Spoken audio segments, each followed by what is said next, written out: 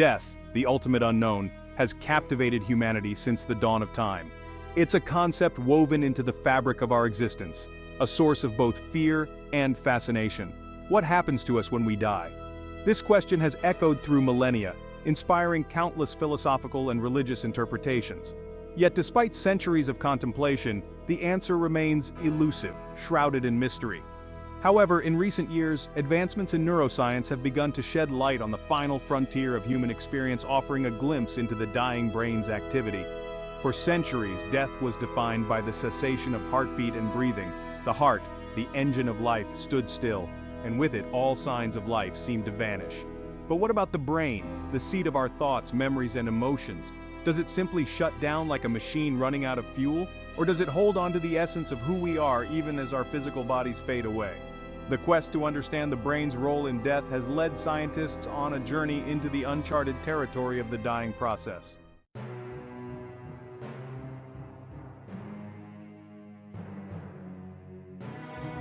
Imagine being able to observe the brain in its final moments, to witness the ebb and flow of electrical activity as life slips away. Until recently, this was the stuff of science fiction. But thanks to sophisticated neuroimaging techniques, scientists can now track brain activity with unprecedented precision, even in the delicate and ethically complex realm of death. These technological advancements have opened up new avenues of exploration, allowing researchers to study the brain's behavior during cardiac arrest and other life-threatening events. These studies have revealed a surprising and thought-provoking phenomenon. The brain doesn't simply go dark when the heart stops beating. Instead, there's a surge of electrical activity, a final burst of energy that ripples through the neural networks. This surge, often referred to as a brain tsunami, has been observed in both humans and animals, suggesting a universal biological response to the dying process. The discovery of this surge has challenged long-held assumptions about death, raising questions about the nature of consciousness and the possibility that our experiences may not end with the cessation of our physical bodies.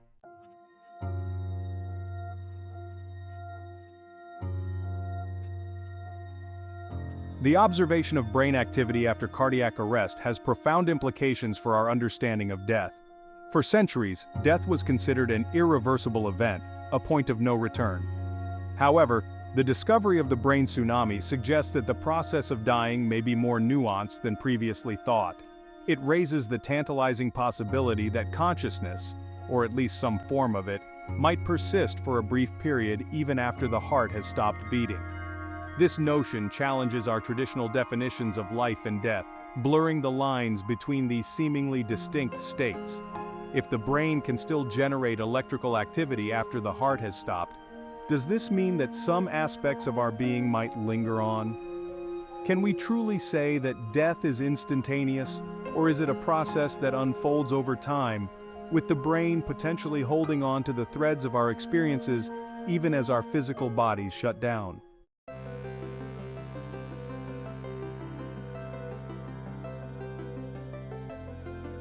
The study of brain activity in the dying process is not merely an academic exercise. It has the potential to revolutionize our approach to end-of-life care, organ donation, and even our understanding of consciousness itself.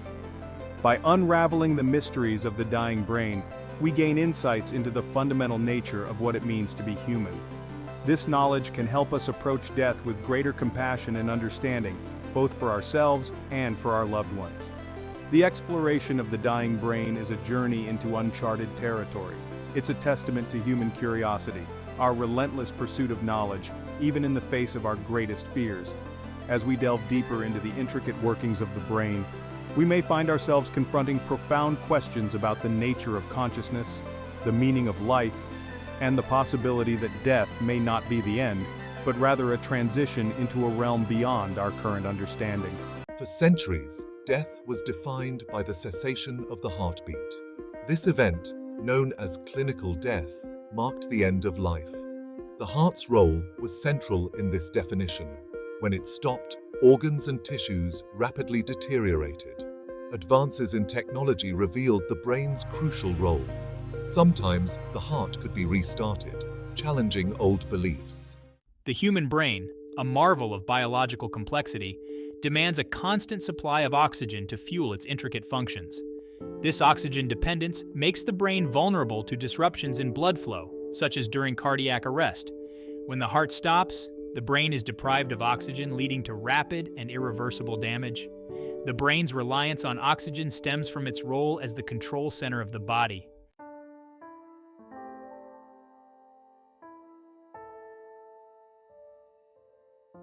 For decades, the prevailing belief in the medical community was that brain activity ceased shortly after the heart stopped beating.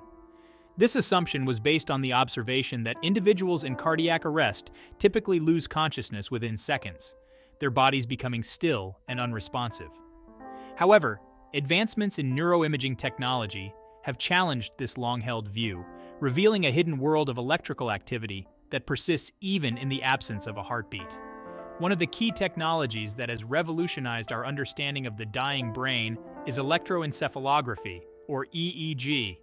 This non-invasive technique uses electrodes placed on the scalp to detect the faint electrical signals generated by the brain's billions of neurons. By analyzing these signals, scientists can gain insights into the brain's activity patterns, even in individuals who are unconscious or unresponsive. Studies using EEG have revealed a surprising phenomenon. In the moments after cardiac arrest, the brain often exhibits a surge of electrical activity, a final burst of energy before it succumbs to oxygen deprivation.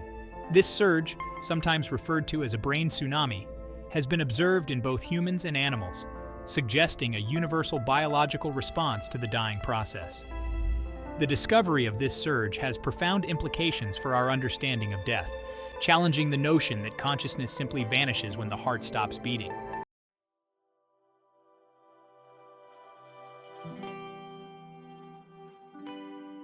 Section 4. Gamma waves, a flicker in the darkness. Among the various types of brain waves detected by EEG, gamma waves stand out as particularly intriguing in the context of death. These high-frequency waves, associated with conscious perception, attention, and memory recall, were once thought to be exclusive to the realm of the living brain. However, recent studies have challenged this assumption, revealing that gamma waves can also manifest in the dying brain, suggesting a flicker of consciousness even as the body shuts down. Gamma waves, typically oscillating at frequencies above 30 Hz, represent the brain's most active state. They are thought to play a crucial role in binding together information from different brain regions, creating a unified conscious experience.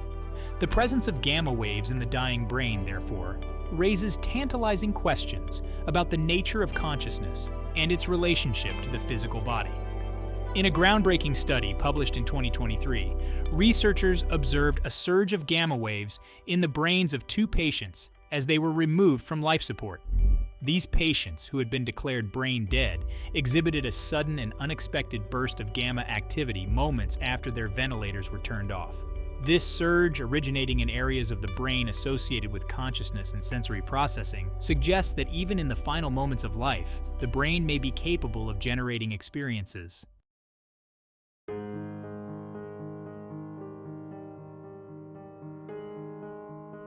Section 5. A paradigm shift, rethinking death. The discovery of brain activity, particularly gamma wave surges, in the dying brain has ignited a paradigm shift in our understanding of death. The traditional view of death as an instantaneous event, marked by the cessation of the heartbeat, has given way to a more nuanced perspective that acknowledges the brain's enduring activity even as the body shuts down. This paradigm shift has profound implications for how we approach end-of-life care, organ donation, and even our fundamental beliefs about the nature of consciousness and the possibility of an afterlife. If the brain can generate conscious experiences even after the heart has stopped beating, it raises questions about the timing of death and the potential for consciousness to persist beyond the physical body. Furthermore, the observation of gamma waves in the dying brain challenges our understanding of near-death experiences, or NDEs. These often profound and inexplicable experiences, reported by individuals who have survived cardiac arrest, have long been a subject of fascination and debate. Could the surge of gamma activity observed in dying brains provide a neurological explanation for the vivid imagery, out-of-body sensations, and feelings of peace often associated with NDEs? The exploration of brain activity in the dying process is a journey into uncharted territory, pushing the boundaries of our scientific understanding and challenging our deepest beliefs about life, death, and the nature of consciousness itself.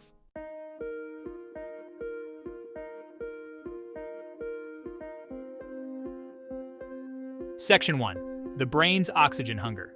The human brain, a masterpiece of biological engineering, is a voracious consumer of oxygen. Comprising only about 2% of the body's weight, this remarkable organ demands a disproportionate share of the body's oxygen supply, approximately 20%, to fuel its constant activity.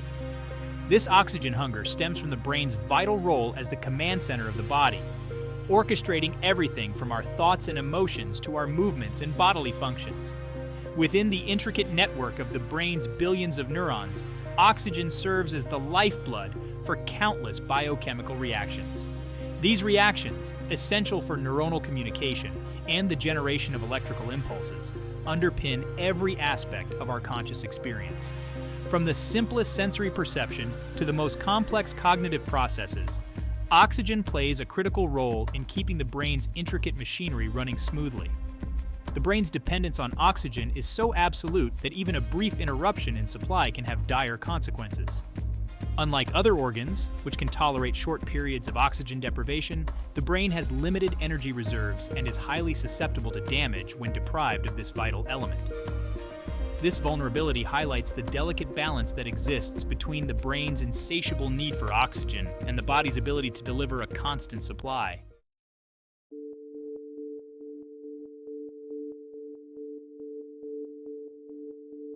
Section 2. Oxygen deprivation, a cascade of failure. When the heart stops beating, as occurs during cardiac arrest, the flow of oxygen-rich blood to the brain is abruptly halted.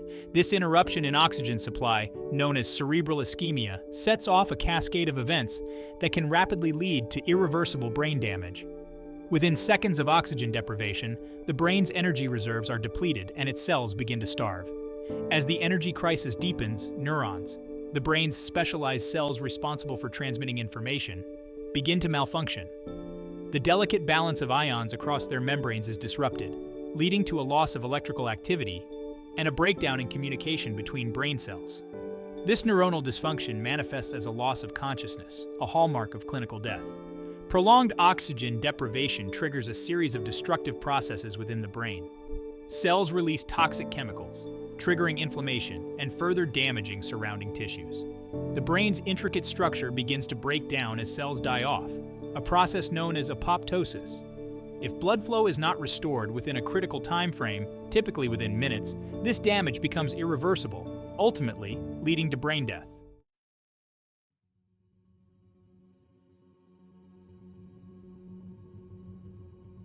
Section 3. Hypoxia, the trigger for final activation. The paradox of the brain's final surge of activity in the face of oxygen deprivation has puzzled scientists for decades. How can an organ so dependent on oxygen exhibit a burst of electrical activity when deprived of its lifeblood? Recent research suggests that hypoxia, the state of oxygen deficiency, may itself be the trigger for this final activation. Studies have shown that under conditions of severe hypoxia, as experienced during cardiac arrest, certain brain cells release a surge of neurotransmitters, the chemical messengers that facilitate communication between neurons. This surge, particularly of excitatory neurotransmitters, can trigger a wave of electrical activity that spreads throughout the brain. One theory proposes that this final surge of activity is a desperate attempt by the brain to restore oxygen supply. The heightened electrical activity may be a distress signal, a last-ditch effort to stimulate the cardiovascular system and restart blood flow. Alternatively, this surge may represent a cascade of uncontrolled neuronal firing, a chaotic release of pent-up energy as the brain succumbs to oxygen deprivation.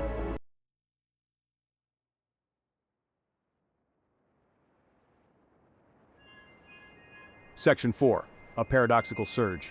The observation of a surge in brain activity during cardiac arrest, particularly the presence of gamma waves associated with conscious perception, challenges our understanding of the dying process. This paradoxical surge raises profound questions about the nature of consciousness and its relationship to the physical body.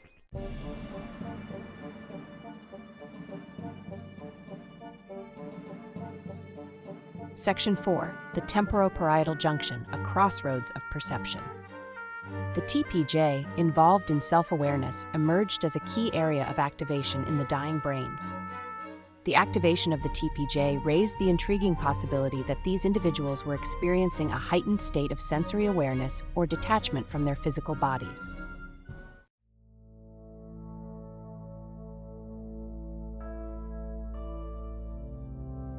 Section 5. Wernicke's area, echoes of language. Wernicke's area, crucial for language comprehension, was significantly activated in the dying brains. This activation suggested the brain might be attempting to interpret internal signals or external stimuli as language. This finding challenged the assumption that language ceases with the loss of consciousness.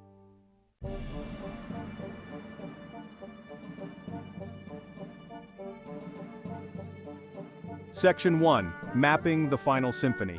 The 2023 study provided a unique opportunity to map the final echoes of consciousness.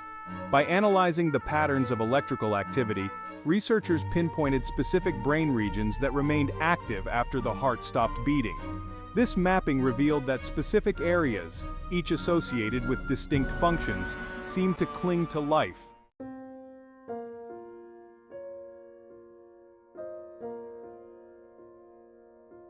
Section 2. The temporoparietal junction, a gateway to beyond. The TPJ, responsible for integrating sensory information, was activated in the dying brains. This activation, coupled with gamma waves, suggests a heightened state of spatial awareness or detachment from the physical body.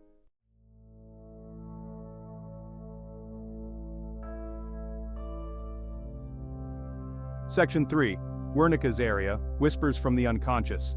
The activation of Wernicke's area in the dying brain suggests the brain may be engaging in internal dialogue or processing internal stimuli as language. This finding challenges the traditional view of language as a purely conscious function.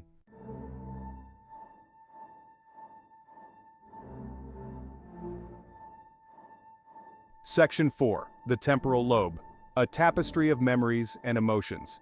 The activation of the temporal lobes in the dying brain suggests the final moments of life may be accompanied by a flood of memories and emotions. Near-death survivors often describe their experiences as intensely vivid and emotionally charged. The dying brain appears to be an active participant, reflecting a final attempt to make sense of its existence.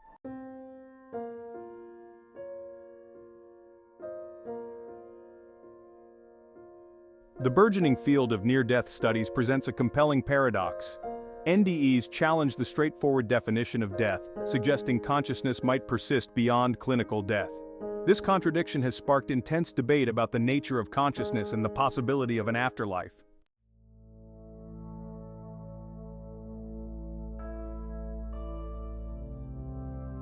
One of the most challenging aspects of studying NDEs is the subjective nature of the experiences. Enders often use terms like peace, light, love, and unity that defy easy scientific categorization. The challenge for scientists is to approach these experiences with both rigorous skepticism and open-minded curiosity.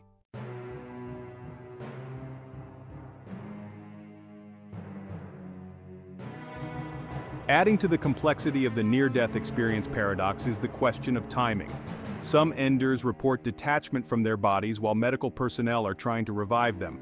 Others report experiences after extended periods of unconsciousness. This discrepancy suggests the process of dying might be more complex and nuanced than current scientific models allow. The near-death experience paradox highlights the limitations of our current scientific paradigms, particularly our understanding of consciousness and its relationship to the brain. Neuroscience has made remarkable strides in unraveling the neural correlates of consciousness, but the subjective experience of consciousness remains elusive. It challenges us to consider alternative models of consciousness, recognizing that there may be more to the human experience than we can currently comprehend.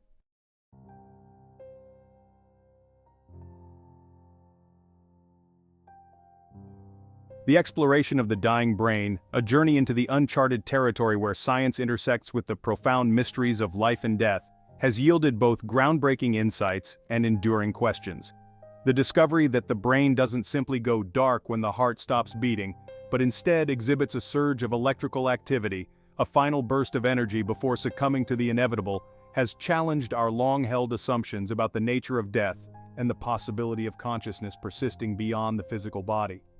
the observation of gamma waves, those high-frequency brain waves associated with conscious perception, attention, and memory recall, in the dying brain, adds another layer of complexity to this intriguing puzzle.